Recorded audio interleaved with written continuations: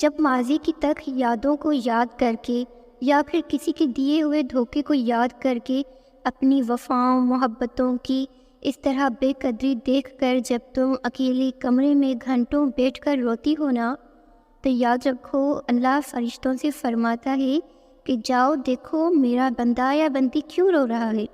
وہ فرشتے آتے ہیں اور آپ کو چپ کروانے کی کوشش کرتے ہیں۔ وہ فرشتے واپس جا کر اللہ سے فرماتے ہیں کہ یا اللہ آپ بہتر جانتے ہیں کہ یہ کیوں رو رہا ہے۔ تو اللہ فرماتا ہے کہ جاؤ اسے چپ کراؤ۔ جب وہ فرشتے آتے ہیں آپ کو چپ کراتے ہیں، لیکن آپ پھر بھی چپ نہیں ہوتے اور روتے رہتے ہیں، کیونکہ تکلیف کی شدت ہوتی ہی اتنی ہے کہ ہم چپ ہی نہیں کر پاتے۔ ہمیں ایسے لگتا ہے کہ ہم رو رہے ہیں اکیلے کمرے میں بیٹھ کر، تو ہمارا اللہ ہمیں دیکھ رہا ہے، اور ہوتا بھی یہی ہے، اللہ ہمیں دیکھ رہا ہوتا ہے۔ وہ فرشتے واپس اللہ کی طرف جاتے ہیں کہ یا اللہ آپ کا بندہ بہت زیادہ رو رہا ہے، آپ کی بندی بہت زیادہ رو رہی ہے اور یہ چپ نہیں کر رہی۔ تو اللہ تعالیٰ فرماتا ہے فرشتوں سے کہ اے فرشتوں یاد رکھنا، جس چیز نے اسے تکلیف دی ہے یا جس چیز کی وجہ سے یہ اتنی تکلیف میں ہے اور رو رہی ہے، مجھے میری عزت و جلال کی قسم میں اسے اتنا دوں گا کہ یہ ساری تکلیفیں بھول جائے گی۔ آپ اللہ کی نظر میں ہیں۔ جب آپ کی امیدوں کو کوئی توڑ کر چلا جاتا ہے نا، تو آپ مت سوچا کریں کہ کسی نے نہیں دیکھا یا پھر کسی نے حساب نہیں رکھا۔ اللہ نے حساب رکھا ہے۔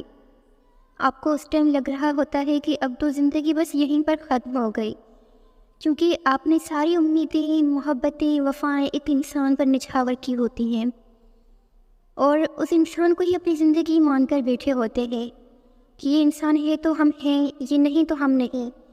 اور پھر وہ بے قدرہ انسان اس طرح سے آپ کو رونڈ کر چلا جاتا ہے کہ ایک بار وہ مڑ کر بھی نہیں دیکھتا کہ جس کو میں چھوڑ رہا ہوں وہ مجھ پر کتنا ڈیپینڈ کرتا تھا۔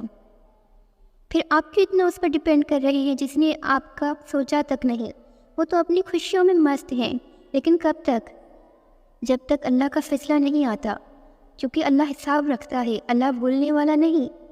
آپ کے ساتھ کی گئی زیادتیوں کو اللہ کبھی نہیں بھولتا، چاہے وہ لوگ آپ کو ابھی خوش نظر آ رہے ہیں، لیکن تب تک جب تک آپ کو صبر نہیں آ جاتا۔ یقین کریں جب سہنے والے کو صبر آ جائے نا، وہیں سے اللہ کا انصاف شروع ہوتا ہے، کیونکہ جب انسان کو صبر آ جاتا ہے نا، تو پھر انسان اللہ کی رضا میں راضی ہو جاتا ہے، وہ اللہ کے ہر فیصلے میں راضی ہو جاتا ہے کہ یا اللہ اب جو تیری رضا وہی میری رضا۔ پھر اللہ پاک بھی اس صابر انسان کے لیے ایسے ایسے راستے ایسے ایسے وسیلوں سے اس کی خوشیاں لاتا ہے کہ وہ انسان اپنے اوپر بیتی ہوئی تکلیفوں کی ساری شدت بھول جاتا ہے، اور پھر اللہ اسے ایک مہکتے اور چہچہاتے آنگن کو آپ کے حوالے کر دے گا، جہاں آپ کی کہیں گونجتے ہوں گے۔ اور یقین رکھیے اللہ نہیں کھولا آپ کے ساتھ زیادتی کرنے والوں کو، بھلا کیسے ہو سکتا ہے کہ جنہوں نے آپ کے ساتھ زیادتی کی ہو کسی بھی معاملے میں، آپ کو بے سکون کیا ہو اور وہ خود سکون سے رہیں؟ ایسے نہیں ہو سکتا۔